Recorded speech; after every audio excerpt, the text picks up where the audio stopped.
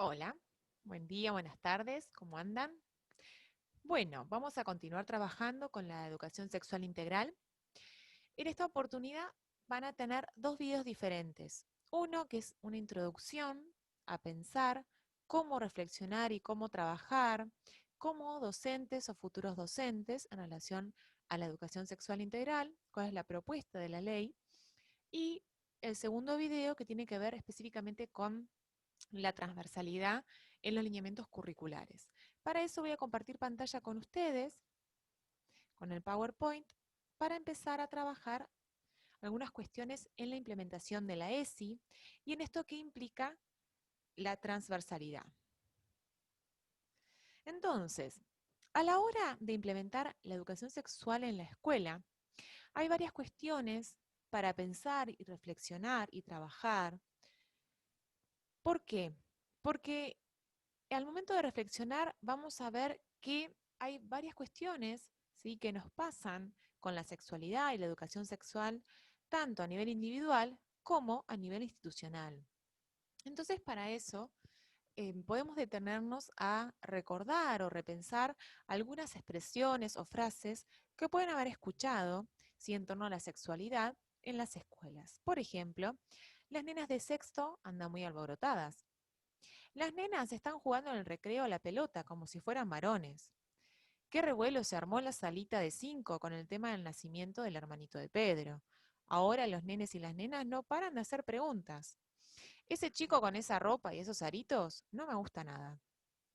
¿Cuántas veces han escuchado frases así, han dicho o han escuchado decir, ¿sí?, sin ponernos a reflexionar qué discurso está detrás de estas frases o de estos pensamientos y sin darnos cuenta que esto también es ESI, reflexionar sobre los modos de decir, ¿sí?, lo que estamos diciendo implícitamente o explícitamente. Entonces, es necesario ejercitarse en la observación de la vida cotidiana escolar para poder descubrir marcas, ¿sí?, que esa realidad va dejando tanto en los adultos como en los adolescentes, en los niños y en las niñas.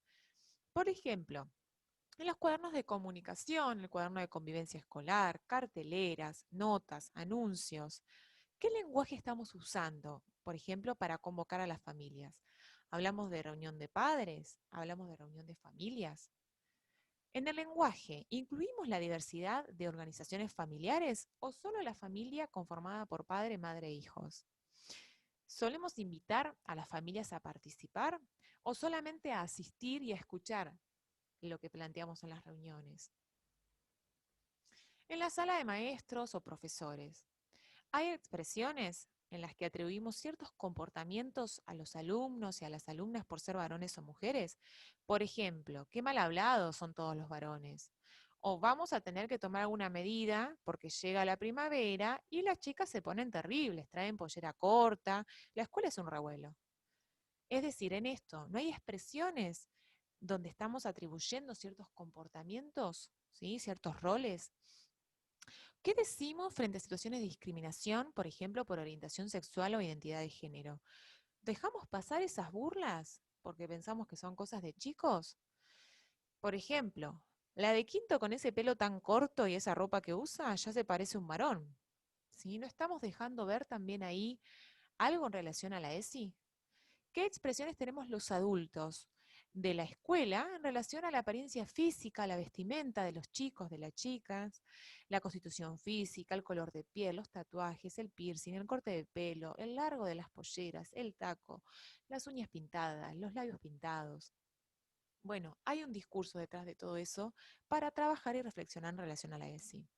Con respecto a los recreos, los momentos de entrada y salida de la escuela, ¿qué normas que están explícitas o implícitas aparecen al momento de formación? Por ejemplo, los nenes por un lado, las nenas por el otro, ¿sí? O, por ejemplo, en las clases de educación física. ¿Hay criterios de alguna forma normativos por género? Por ejemplo, los varones hay que dejarlos que descorran, que descarguen, que peguen, porque si no después en el aula no paran de molestar. ¿Qué pasa con el uso de los espacios de los recreos? ¿Tienen las mismas oportunidades en el uso del espacio varones y mujeres? ¿Cómo son los agrupamientos habituales? ¿Se mezclan? ¿Se separan por género? ¿Hay expresiones verbales que son permitidas para algunos y vedadas para otros? ¿Hay sanciones vinculadas con la apariencia física, la vestimenta? ¿Se conversan con los chicos y con las chicas estas normas de convivencia? Y al momento de pensar en la clase de educación sexual, aparece esta pregunta: ¿nos metemos o no con ciertos temas? ¿Citamos a los padres primeros? Cuestiones que ya trabajamos en el encuentro anterior, pero que está bueno retomar. Algunas dinámicas para la reflexión tanto individual como institucional tiene que ver primero con que un equipo directivo que habilite de alguna forma ese espacio grupal para hacer circular la palabra, para poder compartir sentimientos, ideas, reflexionar sobre nuestros supuestos sobre sexualidad, ¿sí? Para poder ir construyendo criterios de trabajo que se puedan sostener. Ahora, para el desarrollo de la educación sexual integral a nivel institucional, es importante llegar a acuerdos. Y vamos a trabajar con 3 aspectos puntualmente y con 3 preguntas. Una es la reflexión. ¿Qué siento? ¿Qué me pasa a mí con la sexualidad? ¿Qué me pasa a mí al hablar de estos temas? ¿Qué siento en relación a la ESI? En segundo momento, los lineamientos curriculares. ¿Qué enseño? ¿Sí? ¿Qué contenidos voy a enseñar? Y en relación a los acuerdos institucionales, ¿cómo lo voy a enseñar? Arrancando por el primer punto, vamos a comenzar con un ejercicio de introspección, de reflexión sobre nosotros mismos. Y para esto está bueno compartir reflexiones con los colegas, ¿sí? Porque nos facilita esta posterior tarea que es de poder construir acuerdos, ¿sí? Una construcción colectiva. Entonces, vamos a reflexionar un poco. ¿Qué contenidos nos resultan más fáciles de trabajar? ¿Y por qué esto nos resulta más fácil? ¿Qué temas nos dan miedo, nos da vergüenza o sentimos rechazo al trabajar en la clase y por qué nos pasa esto? Desde acá pensar cómo podemos revertir ese malestar, cómo podemos hacer para enfrentar esto. Está bueno esto también poder compartirlo con algún colega para ver si se siente de forma similar.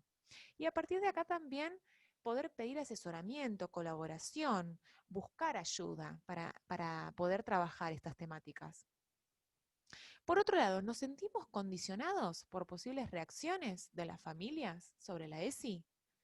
¿O posibles autoridades que puedan reaccionar de cierta forma? ¿O de que de alguna manera nos limite la forma de trabajo? ¿Cómo podemos resolver esta dificultad? ¿Cómo podemos buscar ayuda?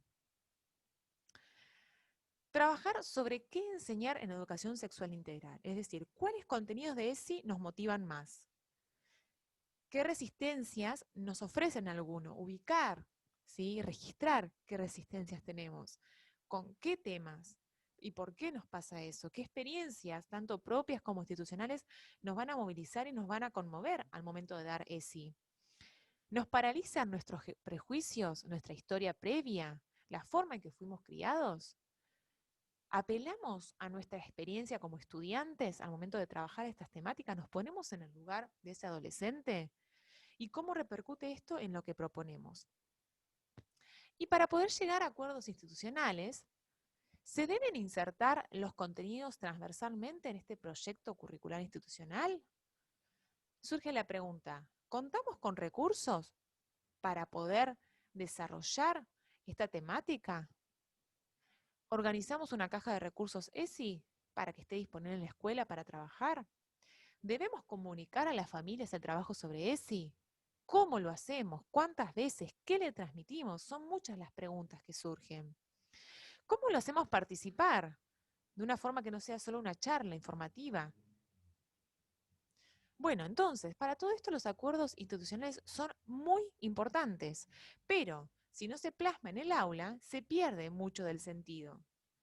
Entonces, antes que nada, la sugerencia es que cuentes con el libro de lineamientos curriculares para la educación sexual integral que ustedes ya tienen y que ya empezamos a trabajar.